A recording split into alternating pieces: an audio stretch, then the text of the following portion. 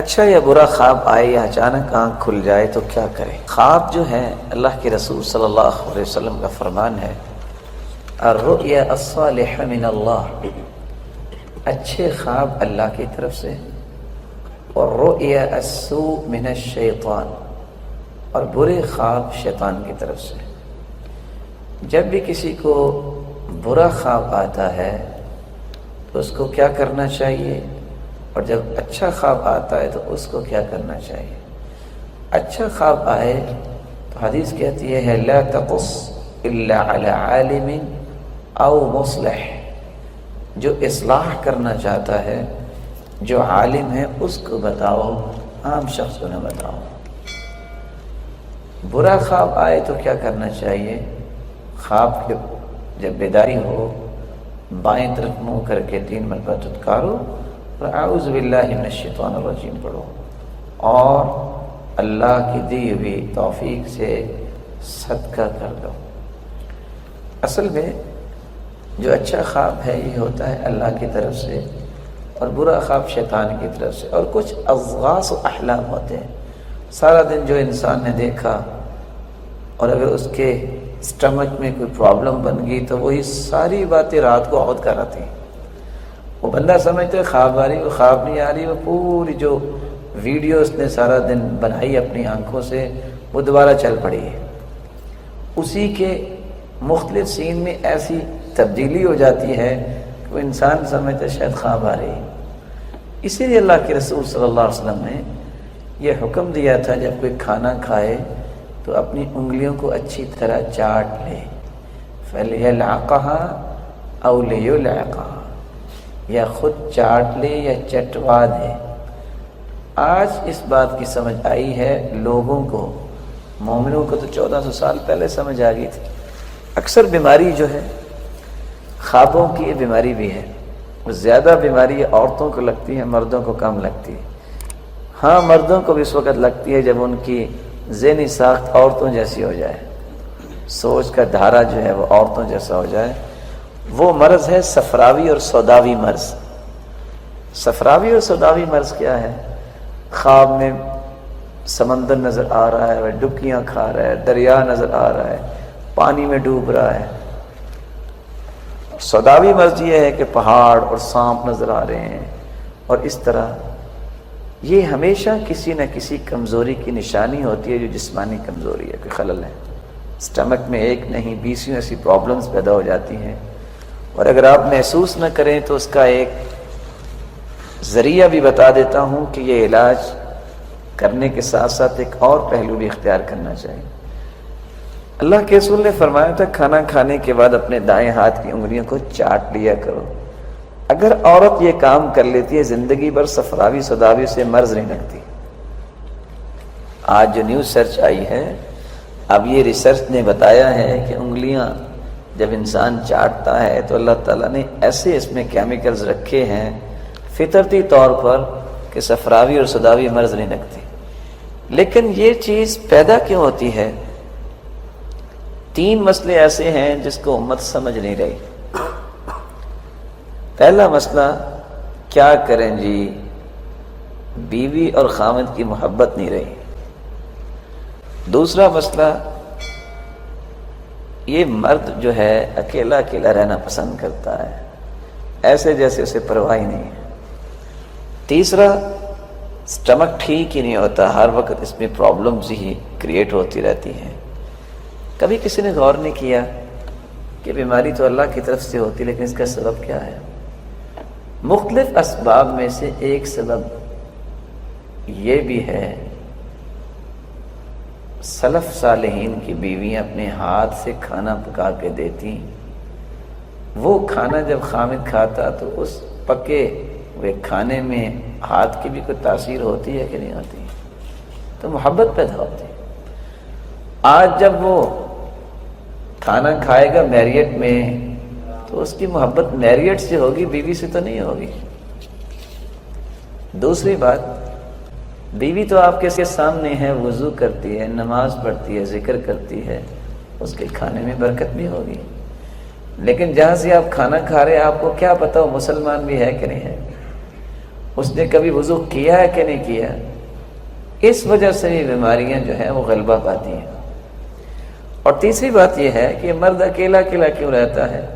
اس کو پتہ ہے روٹی نہیں پکائے گی کھانا تو میں بازار سے کھا لوں گا، ضرورت ختم ہو گئی۔ بیویوں نے پکانا چھوڑ دیا اور مردوں نے کھانا چھوڑ دیا، نتیجہ کیا نکلا؟ گھر بھی اجڑتے ہیں اور بے برکتی بھی آتی ہے اور بیماریاں بھی آتی ہیں۔ اس کا قطعاً یہ مقصد نہیں ہے کہ آپ بازار سے کھانا نہیں کھا سکتے، کھا سکتے ہیں، آپ کھائیں، لیکن کچھ اصولوں کا خیال ضرور رکھنا چاہیے۔ ان میں یہ ہے کہ اپنی بیوی کو بالکل محروم نہ کر دیں۔ ایک آدمی مسجد میں آ کے پانی پی رہا ہے، بیٹا پوچھتا ہے آپ تو گھر سے پانی پی کے آئے تھے ابا جان، آپ کیوں پی رہے ہیں یہاں؟ کہا بیٹا میں صرف اس لیے پی رہا ہوں کہ جس نے یہ کولر لگوایا اس کو ثواب مل جائے۔ سلف بھی یہ کرتے تھے کہ نہیں، اکیلے نہیں میں نے جنت میں جانا، بیوی کو ساتھ لے کے جانا ہے۔ وہ کہتے تم اگر جیسے بھی ہو جو بھی پکا ہے تم اپنے ہاتھ سے پکا کے دو، میں جو نیکی کا کام کروں گا میں تمہیں برابر کا شریک کرنا چاہتا ہوں۔ ایک ہوتا ہے نا کھانا پکاتی ہو کہ نہیں پکاتی، اس طرح بھی کہیں پکا دیتی ہیں ڈر کے، اور کچھ کہہ دیتی ہیں میں نہیں پکاتی۔ اور اگر یہ کہا جائے کہ نہیں نہیں میں نے یہ دین کا کام کرنا ہے، جتنی نیکیاں خود لینی ہے تمہیں بھی دینی ہے، چلو جلدی سے کھانا پکاؤ، نیکیوں سے میں تمہیں محروم نہیں ہونے دینا، محبت بھی بڑھے گی، گھر بھی درست ہوں گے، اور انسان بیماریوں سے بھی بچتا ہے۔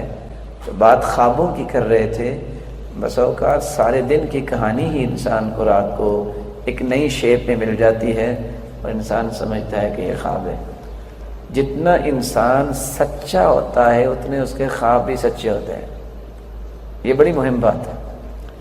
جتنا انسان سچا ہوتا ہے اس کے خواب بھی سچے ہوتے ہیں۔ جتنا وہ عام معاشرے میں چلتے پھرتے جھوٹ بولتا ہے اس کے خواب بھی اتنے جھوٹے ہی ہوتے ہیں۔ اس لیے اللہ سے دعا کرنی چاہیے اللہ بیداری میں بھی ہمیں سچ بولنے کی توفیق دے۔ اس کی تیاری کیسے کرنی چاہیے؟ سب سے پہلا کام آپ صلی اللہ علیہ وآلہ وسلم نے کہا تھا لمبی امیدوں سے بچ جاؤ، مت سوچو ابھی میں جوان ہوں گا، پھر میں بوڑھا ہوں گا، پھر جا کے مجھے بخار ہوگا یا کوئی مسئلہ ہوگا، غم آئے گا، پھر مجھے دل کی بیماری لگے گی۔ یہ عام لوگوں کی سوچیں ہیں۔ پھر ڈاکٹر کے پاس جائیں گے، پھر کچھ دن میں ہاسپٹل میں رہوں گا، لوگ عیادت کے لیے بھی آئیں گے، پھر آخر کرتے کرتے فوت ہو جاؤں گا۔ فرمایا اذا امسیت فلا تنتظر الصباح، شام ہو جائے تو صبح کا انتظار نہ کرنا۔ وَإِذَا أَصْبَحْتَ فَلَا تَنْتَظِرِ الْمَسَاءَ، صبح ہو تو شام کا انتظار نہ کرنا، یہ امیدیں لمبی لگانا چھوڑ دے۔ صلاح اول هذه الامة بالزہد والیقین ویہلک آخرها بالبخل والامل، صحیح الجامع کی روایت ہے۔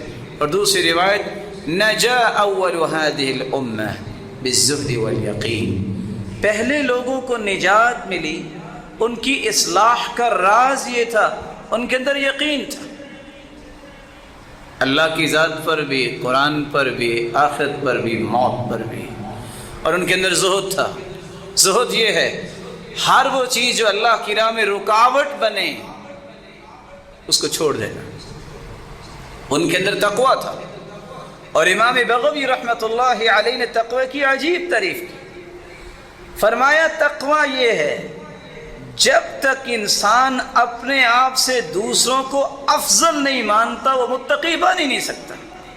سبحان اللہ، یہ وہ بات ہے امام بغوی کی جو حدیث کی روشنی میں انہوں نے کہی کہ عمر رضی اللہ تعالی عنہ، عبد الرحمن ابن عوف رضی اللہ تعالی عنہ عالمی منڈی میں صف اول کے تاجر ہیں، صف اول کے نمازی ہیں۔ یہ وہ صحابی ہیں جن کے پیچھے محمد مصطفیٰ نے بھی نماز پڑھی۔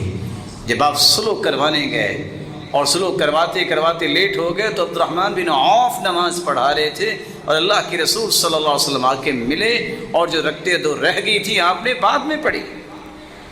یہ وہ صحابی ہیں جن کے پاس سعد رضی اللہ تعالیٰ عنہ کی بیٹی نظر آئی، اس کو دیکھ کے کھانا کھاتے کھاتے چھوڑ کے رونے لگ گئے. کہتے ہیں یہ اس انسان کی بیٹی ہے، ہوا خیر منی، وہ مجھ سے اچھا تھا. حالانکہ اشرا مبشرہ میں سے عبد الرحمن بن عوف ہے. کہتے ہیں یہ اس کی بیٹی ہے جو مجھ سے اچھا تھا.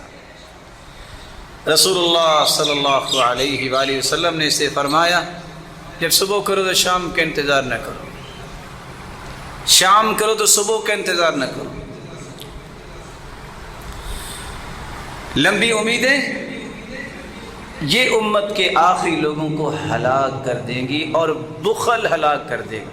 بخل کا معنی صرف یہ نہیں ہے کہ آپ مال نہیں خرچ کرتے، اپنی صلاحیت، اپنی صحیح رہنمائی اور مشورہ، اپنا وقت، اپنی ہر وہ صلاحیت جس سے آپ امت کو نفع دے سکتے ہیں، اس کو خرچ کرنے میں بخل کرنا یا اپنے بناوٹی اصول کشید کر کے اس کے مطابق صلاحیتوں کو لگانا، یہ وہ بخل ہے.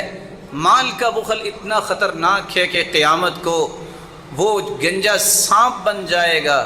یہ صلاحیتیں جو اللہ نے عطا کی ہیں جس سے آپ امت کو قائم کرنا اور اس کو کھڑا کرنے کا کردار ادا کر سکتے ہیں، اتحاد و اتفاق اور یگانگت کے ساتھ. اگر اس میں بھی بخل ہوا تو یہ سزائیں بھی کل قیامت کو تیار ہوں گی. کیا کمال کا فکر تھا ابن القیم رحمۃ اللہ علیہ کا.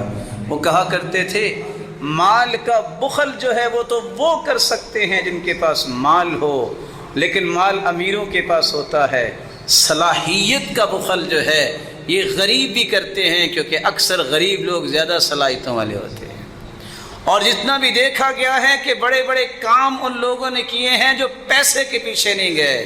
حسن بصری رحمہ اللہ تعالی کی بات کو دلیل بناتے ہوئے جب انہوں نے کہا بیٹا ذرا جا کے دیکھو مسجد میں پہلی صف میں کون بیٹھے ہیں، دوسری تیسری میں کون بیٹھے ہیں، تو شاگرد نے آ کے بتایا سارے فقیر ہی بیٹھے ہیں. کہا بیٹا ایک بات یاد رکھنا، قیامت کو بھی یہ صفیں اسی طرح ہی بننی ہیں، قیامت کو بھی صفیں اسی طرح ہی بننی ہیں. اللہ کے نزدیک وہی ہوگا جو آج دنیا میں پہلی صف میں ہوتا ہے. اور صحیح بخاری کی روایت ہے جو جتنا پیچھے رہتا ہے فَأَخَّرَهُ اللَّهُ، اللہ اس کو بھی اتنا اپنی رحمت سے دھکیل دیتے ہیں، پیچھے کر دیتے ہیں. ایسے تو نہیں اللہ کے رسول نے فرما دیا تھا لو علم الناس لو يعلم الناس ما في النداء والصف الاول ثم لم يجدوا الا ان يستهموا عليه لاستهموا عليه. اگر لوگوں کو پتہ چل جائے اذان کا اور اس کی فضیلت کا اور پہلی صف کا تو ان کو قرآ ڈالنا پڑے تو قرآ ڈال کے وہ آ کے پہلی صف میں بیٹھے. اسی لیے صحابی نے قرآ ڈالا تھا کہ اذان میں نے کہنی ہے، دوسرا کہتا تھا میں نے کہنی، قرآ ڈالا گیا. وَلَوْ حَبْوًا، پیدل چل کے آنا دور کی بات ہے، گھٹنوں پہ رینگ کے آنا بھی پڑے تو پہلی صف میں پہنچیں. اتنی فضیلت ہے. ہر کام کی پہلی صف میں کھڑا وہی ہوتا ہے جس نے اللہ کے ہاں پہلی صفوں میں کھڑا ہونا ہے. اور حدیث کے الفاظ 120 صفیں قیامت کو ہوں گی جنتیوں کی، 80 صفیں صرف اس امت کی ہوں گی اور باقی 40 صفیں 1,24,000 پیغمبروں کی امتوں میں سے ہوں گی. یہ بھی ایک بہت بڑا اعزاز ہے اس امت کا کہ اس امت سے جنتی ان کی 80 صفیں ہوں گی اور 40 صفیں باقی تمام امتوں کی. رسول اکرم صلی اللہ علیہ وآلہ وسلم نے موت کی تیاری کا دوسرا طریقہ بیان کیا ہے. یا من بدنیا اشتغل وقد غرك طول الامل الموت يأتي بغتة والقبر صندوق العمل. یا من بدنیا اشتغل، اے دنیا میں اپنے سر مارنے والے ملے گا کچھ نہیں ہے. تم نماز پڑھ لو، روزہ رکھ لو، تمہاری دنیا بھی دین بن جائے گی. تم اللہ کی مرضی کے مطابق دنیا کے بھی معاملات کر لو تو وہ دنیا نہیں رہتی، وہ بھی دین بن جائے گا. مرضی اپنی نہیں، رب کی مرضی کے مطابق آ جاؤ گے. تمہارا شاپ پہ بیٹھنا، پھٹے پہ بیٹھنا، کسی آفس میں بیٹھنا بھی عبادت بن جائے گا. الموت یأتی بغتہ، موت اچانک آتی ہے. اے لمبی امیدوں میں گمراہ ہونے والے، وقد غرک طول الامل، لمبی امیدوں نے دھوکہ دے رکھا، یہ کروں گا یہ کروں گا یہ کروں گا، کرتے کرتے کرتے ہوتا وہ ہے جو اللہ نے فیصلہ کیا اور پتہ چلا وہ تو جی فوت ہو چکا ہے اور دفنایا بھی جا چکا ہے۔ مت لمبی امیدوں کے پیچھے لگو، بلکہ ہر وقت گناہوں سے توبہ کی جائے۔ رسول اللہ صلی اللہ علیہ وسلم نے فرمایا تھا، ان للتوبۃ بابا عرض ما بین مصراعی ما بین المشرق والمغرب لا يغلق حتى تطلع الشمس من مغربها۔ توبہ کا دروازہ کھلا ہے، کسی وقت بھی ہو سکتی ہے، کوئی وقت مقرر نہیں ہے، قیامت تک یہ کھلا رہے گا۔ اور اتنا بڑا دروازہ جتنا مشرق و مغرب کا فاصلہ ہے، اتنا بڑا یہ توبہ کا دروازہ ہے۔ یہ اس دن بند ہوگا جس دن قیامت ہوگی۔ من مات فقد قامت قیامتہ، جو فوت ہو جاتا ہے اس کی قیامت تو قائم اسی دن ہی ہو جاتی ہے، اسی موت سے پہلے پہلے، بلکہ موت کی غرغراہٹ سے پہلے پہلے۔ حدیث میں آتا ہے توبہ کر لو، ان اللہ یقبل توبۃ العبد ما لم یغرغر ما لم یغرغل۔ دونوں روایتیں ہیں۔ موت کی غرغراہٹ، جب انسان بات کرتا ہے سمجھ نہیں آتی، کہ وہ وقت ہوتا ہے فَإِذَا بَلَغَتِ الْحُلْقُومِ، جب روح ہنسلی تک پہنچ جاتی ہے، وَعَيَنَ الْمَلَكِ، فرشتہ نظر آ چکا ہوتا ہے اور اس کی نظریں ٹک جاتی ہیں، کچھ کہنا چاہتا ہے نہیں کہہ پاتا، ہمت نہیں ہے۔ عمر بن عاص رضی اللہ تعالی عنہ بڑے بہادر انسان تھے۔ کہا مجھے تعجب ہوتا ہے ان لوگوں پہ جو دیکھ رہے ہوتے ہیں، جو بات کر رہے ہوتے ہیں، موت آ جاتی ہے تو کم از کم بتا ہی دیں کیا ہو رہا ہے، موت کی تکلیفیں کیسی ہے، لیکن بتاتے نہیں۔ جب ان کا وقت آیا تو کسی نے کہا تم بتاؤ نا، تم تو بڑے بہادر ہو۔ کہا مجھے لگتا ہے ایسا ہے کہ ساتوں کے ساتوں آسمان میرے اوپر گر پڑے ہیں، مجھے ایسے ہی لگ رہا ہے کہ ساتوں کے ساتوں آسمان میرے اوپر گر پڑے ہیں۔ آپ سوچ سکتے ہو کہ جس کے اوپر آسمان گر پڑے اور اتنا بڑا آسمان، اس پہ کیا بیتتی ہوگی۔ تیسرا کام، موت کی تیاری وہ کر سکتا ہے۔ اللہ کے رسول نے فرمایا جہاں تمہیں زندگی کو غنیمت جاننا ہے اور لمبی امیدوں کے پیچھے نہیں پڑنا بلکہ اپنی زندگی کے لمحات کو استعمال کرنا ہے، وہاں تمہیں موت کی یاد بھی دلائے گی۔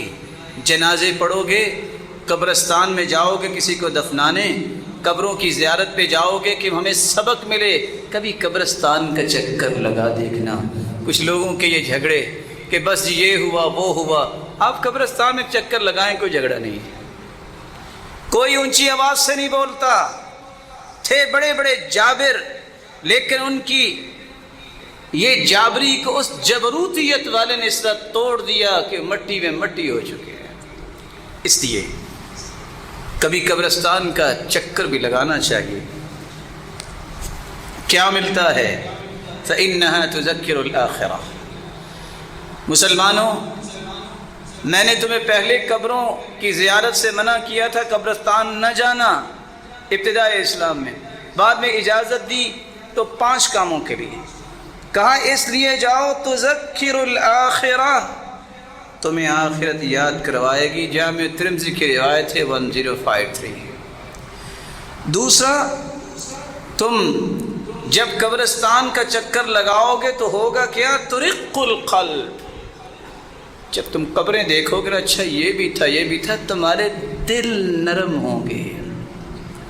تیسرا کام، تدمع العین، تمہاری آنکھوں سے آنسو آ جائیں گے اور تمہاری آنکھوں کو سمجھ آئے گی کہ ہاں یہ رونا جو ہے اس بات پہ دلیل ہوگا کہ تمہارا دل ڈر گیا ہے۔ اور چوتھی بات، وَلَا تَقُولُوا هُجْرًا، غلط بات نہ وہاں کہنا۔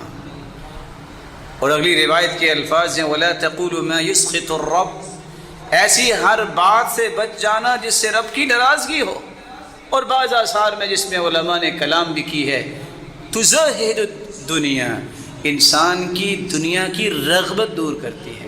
لیکن یہ تو وہ قبریں ہوں گی نا جو سنت کے مطابق کچی قبریں بنی ہوں، کس طرح کھائیاں نظر آئیں تو وہاں آخرت یاد بھی آتی ہے، اپنا آپ بھی یاد آتا ہے میں نے بھی یہاں اس طرح کی جگہ پہ آنا ہے، وہاں رونا بھی آتا ہے۔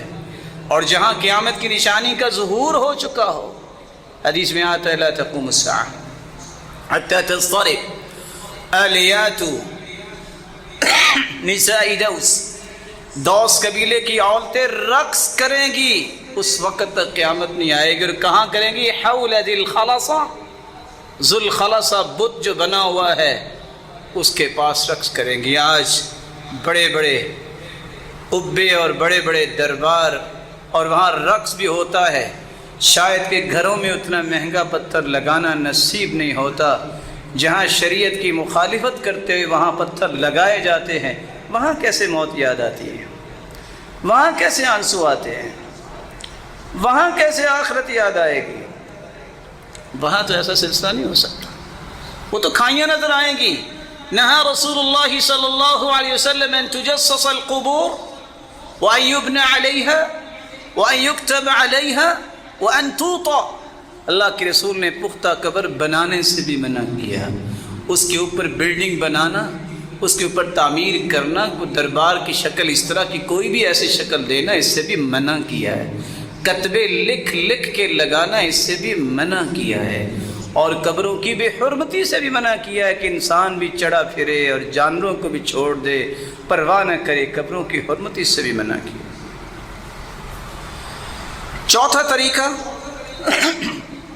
جس سے موت کی تیاری ہوگی، اس موت کو یاد کیا جائے۔ اکثروا ذکر ہادم اللذات، کثرت سے موت یاد ہو، دل میں یہ خیال آئے نہ جانے کب دنیا سے چلے جانا۔ فما ذکرہ عبد قط، ابن حبان کی روایت 2982، جس بندے نے موت کو یاد کیا ہوگا کیا؟ ہم موت کو یاد کرتے ہیں، بیمار ہوتے ہیں، حدیث کہتی ہے جو موت کو یاد کر لے وَهُوَ فِي ضِيقٍ إِلَّا وَسَّعَهُ عَلَيْهِ، اگر کسی کڑن یا تنگی میں ہے اللہ اس کے دل میں فراخی پیدا کر دیتے ہیں۔ موت کا خوف کیا، اس کو یہ فکر ہوتی ہے کہ میں پھر جلدی سے تیاری سے چلا جاؤں، اس کی تنگیاں ختم ہوتی ہیں۔ اور یہی وجہ ہے کہ سلف کہا کرتے تھے جو موت کے خوف سے بیمار ہوتا ہے یہ اس کے ایمان کی کمزوری کی علامت ہے، جو موت کے خوف سے تیاری میں لگ جاتا ہے یہ اس کے ایمان کی بلندی کی نشانی ہے، کیونکہ اللہ کے رسول نے فرما دیا وَهُوَ فِي ضِيقٍ إِلَّا وَسَّعَهُ عَلَيْهِ وَلَا ذَكَرَهُ وَهُوَ فِي سَاعَةٍ إِلَّا ضَيَّقَهُ عَلَيْهِ، اگر وہ دنیا میں اس طرح مگن ہے، پرواہ اسے کو نہیں، موت کا خوف آ کے اس کو ادھر سے توجہ ہٹا کے وہ دنیا کو تنگی کی طرف لے آتا ہے کہ نہیں، جنت میں اس سے بڑی نعمتیں ہیں، مجھے اس کے بارے میں سوچنا چاہیے، دنیا تو گزر ہی جانی ہے۔ سیدہ عائشہ رضی اللہ تعالی عنہ کے پاس ایک عورت آئی، آ کے کہتی ہے میرا دل بہت سخت ہے، تو آپ نے وصیت کیا فرمائی؟ اکثری من ذکر الموت، موت کو کثرت سے یاد کیا کرو۔ اس نے جا کے ایسا ہی کیا، واپس آ کے شکریہ ادا کرتی ہے جب سے میں موت کو یاد کرتی ہوں نا کہ یہ میں کر رہی ہوں، موت آ گئی تو کیا بنے گا، میرے دل کی حالت بدل گئی، شکریہ ادا کر رہی۔ عمار ابن یاسر رضی اللہ تعالیٰ عنہ کہا کرتے تھے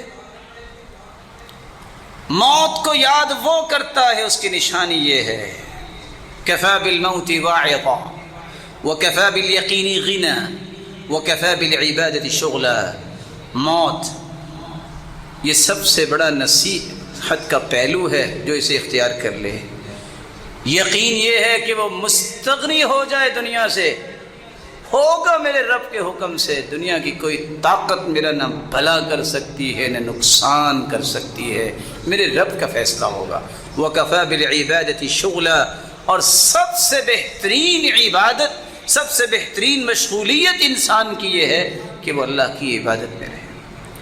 ابو درداء رضی اللہ تعالی عنہ نے یہ بات سمجھائی تھی من اکثر من ذکر الموت قل حسدہ وقل فرحہ، جو کثرت سے موت کو یاد کرتا ہے دو کام ہوتے ہیں، وہ حسد نہیں کر سکتا کسی سے، وہ کسی سے حسد نہیں کرتا، اس کی دنیاوی خوشیاں کوئی معنی نہیں رکھتی، اخروی خوشیاں اس کے دل میں پیدا ہو جاتی ہیں، اور کعب الاحبار کہا کرتے تھے من ذکر الموت ہانت علیہ المصائب، جو موت کو کثرت سے یاد کرتا ہے دنیا کی ہر مصیبت ہلکی ہو جاتی ہے۔ کہتا ہے کیا ہوا، موت بڑی مصیبت ہے، اس کی مجھے تیاری کرنی ہے، یہ چھوٹی چھوٹی چیزیں ہیں، اس کی مجھے کوئی پرواہ نہیں ہے۔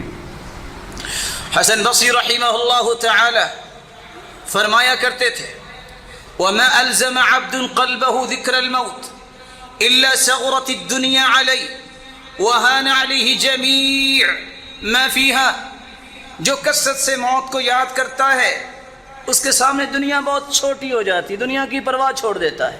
یہ بھی ایک نشانی ہے کہ یہ موت کو یاد کرتا ہے۔ امام اوزاعی رحمہ اللہ تعالی فرماتے ہیں ما اکثر عبد ذکر الموت الا کفاہ الیسیر، جس کو موت یاد ہوتی ہے اس کو تھوڑی چیز پہ بھی قناعت آ جاتی ہے، جو قناعت نہیں کرتا اس کا مطلب یہ ہے کہ اس کو موت یاد نہیں ہے، اللہ اس کی تھوڑی چیز میں بھی برکت ڈال دیتے ہیں۔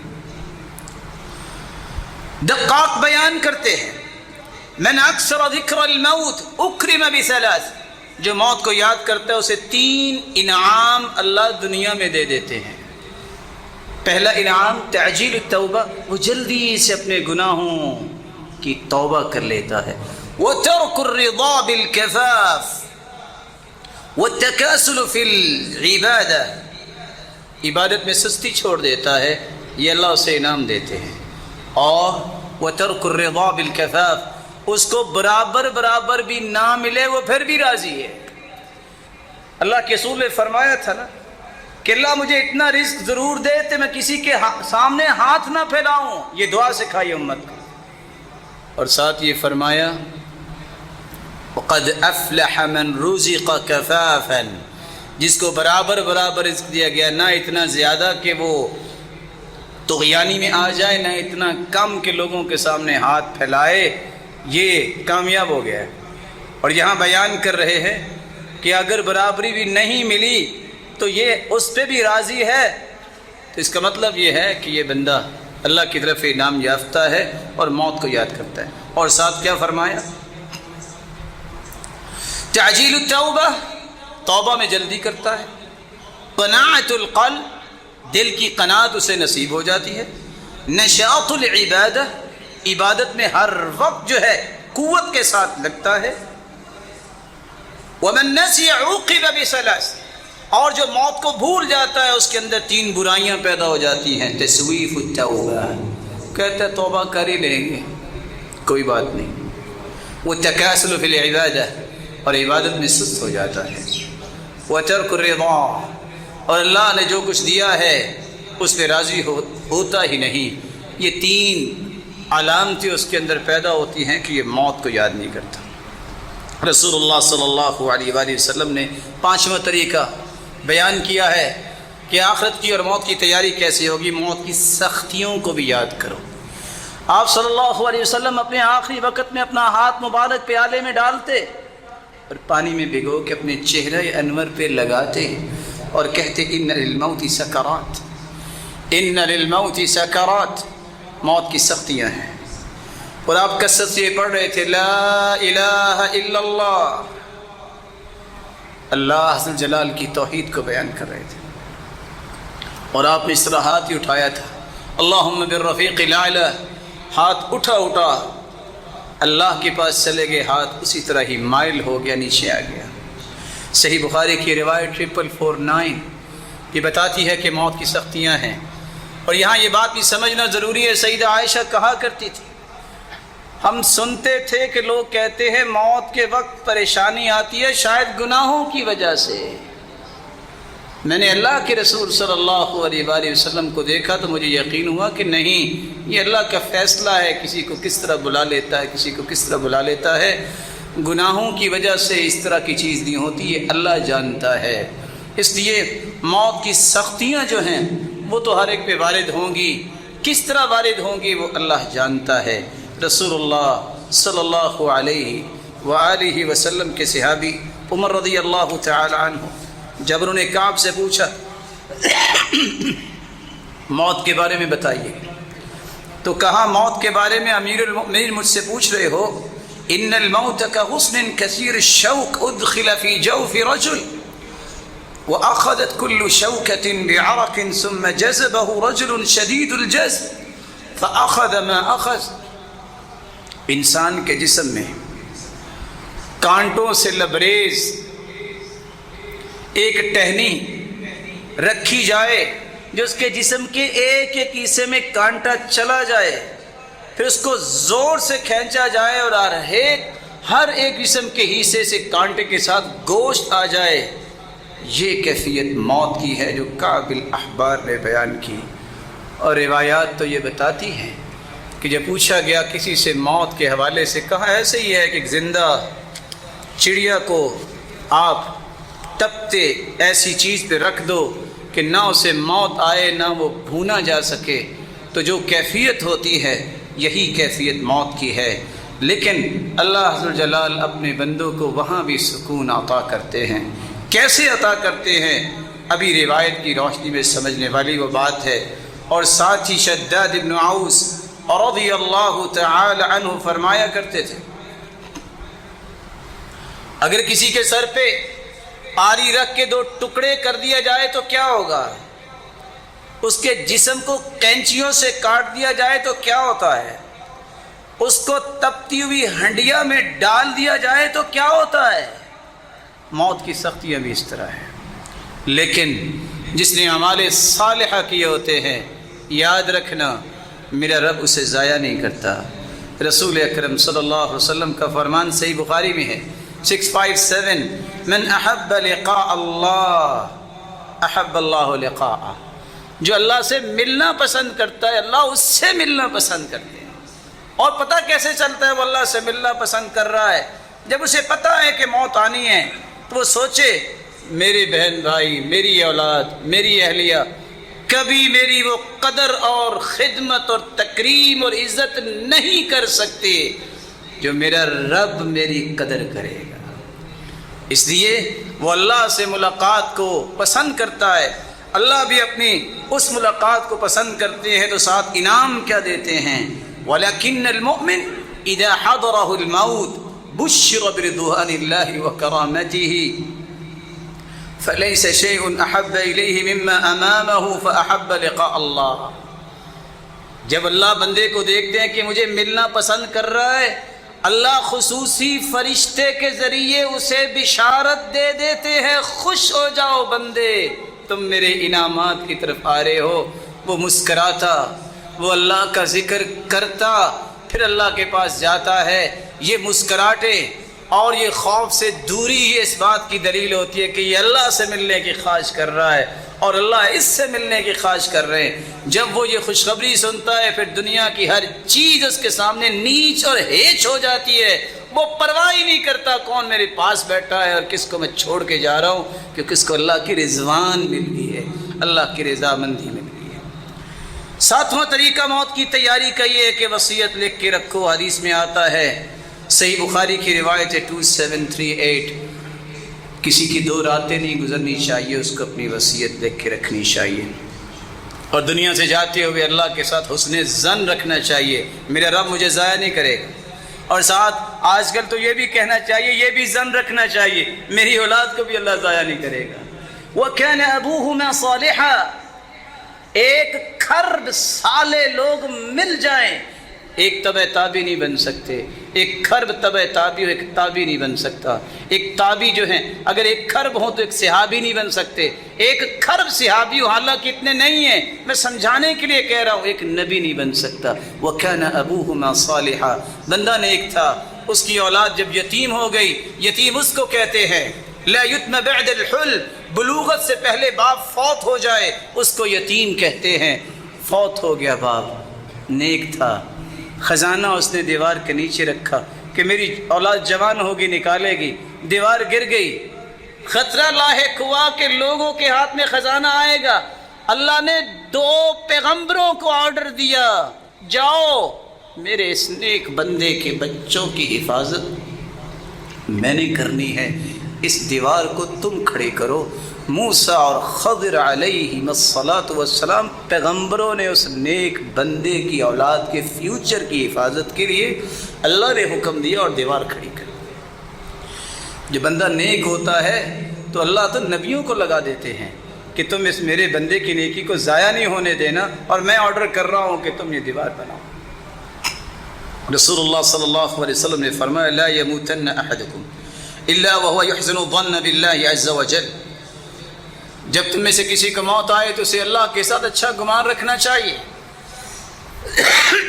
اس لیے روایت کے الفاظ ہیں وصیت میں ظلم کرنا یہ بہت بڑا جرم ہے، اور نیک سلف صالحین کہا کرتے تھے ظلم اس وقت ہوتا ہے جب اس کا گمان یہ ہوتا ہے کہ پتہ نہیں میری اولاد کے ساتھ کیا ہوگا، اس ظلم پہ تیار ہو جاتا ہے۔ اور یہ اللہ نے فطرتاً محبت رکھی ہے اولاد کی، اور جب وہ اللہ پہ یقین کرے گا میرے رب نے مجھے بھی ضائع نہیں کیا، میری اولاد کو بھی ضائع نہیں کرے گا، کبھی وہ وصیت میں ظلم نہیں کرتا۔ اور اسی طرح اس وصیت کی تنفیذ میں بھی اولاد جرم نہیں کرتی جب ان کو یقین ہو جائے کہ اللہ ضائع نہیں کرے گا۔ اللہ ذوالجلال ہمیں ایسا ہی ایمان نصیب فرمائے۔ اور رسول اللہ صلی اللہ علیہ وآلہ وسلم نے فرمایا تھا 9ویں بات کہ تم موت کی تیاری کیسے کر سکتے ہو، کثرت سے لا الہ الا اللہ اپنی زندگی کا معمول بنا لو۔ کیوں؟ لقنوا موتاکم بلا الہ الا اللہ فإن نفس المؤمن تخرج رشحا، مومن کی جب موت ہوتی ہے یہ حسن خاتمہ کی نشانی ہے، وہ کلمہ پڑھتا ہے اور اس کی پسینے جو ہے وہ اس کے پیشانی پہ ظاہر ہوتے ہیں، اس کی پیشانی شرابور ہو جاتی ہے۔ اور ایمان اور توحید یہ انسان کی سب سے بڑی قیمتی چیز ہے جس کو وہ اختیار کرتا ہے، یا اس کے ساتھ اللہ کے رسول کی سنت کو لازم پکڑتا ہے، عمل صالح کو اپنی زندگی کا شعار بناتا ہے، اور تقوی اختیار کرتا ہے، صدقہ کرنا اس کی عادت ہے، اور کثرت سے وہ دعائیں کرتا ہے، اور یہ دعا صبح و شام کرتا ہے۔ اللہ ذوالجلال اس کی موت کی بھی تیاری رکھتے ہیں، اور اسے 24 گھنٹے جنت کی ضمانت دیے رکھتے ہیں۔ اور وہ دعا کون سی ہے؟ اللہم انت ربی لا الہ الا انت خلقتنی وانا عبدک وانا علی عہدک ووعدک ما استطعت اعوذ بک من شر ما صنعت ابوء لک بنعمتک علی وابوء بذنبی فاغفر لی فإنہ لا یغفر الذنوب الا انت۔ صبح جو پڑھ لے یقین کے ساتھ، شام تک اسے موت آ جائے یہ جنتی ہے، شام کو پڑھ لے صبح تک اسے موت آ جائے وہ جنتی ہے۔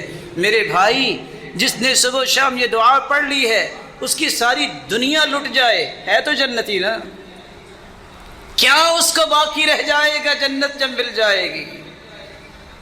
وہاں تو اللہ نے یہ بھی وعدے کیے ہیں والذین آمنوا واتبعتهم ذریتهم بایمان الحقنا بهم ذریتهم۔ باپ کا درجہ بلند ہے، اولاد اس طرح پیروی کرتی ہے لیکن درجہ اتنا نہیں پا سکی، باپ ہی اللہ سے سفارش کرے گا اللہ میری اولاد کو میرے ساتھ لے، اللہ اس کی بات کو مان کے اس کے درجے تک اولاد کو بھی پہنچا دیں گے۔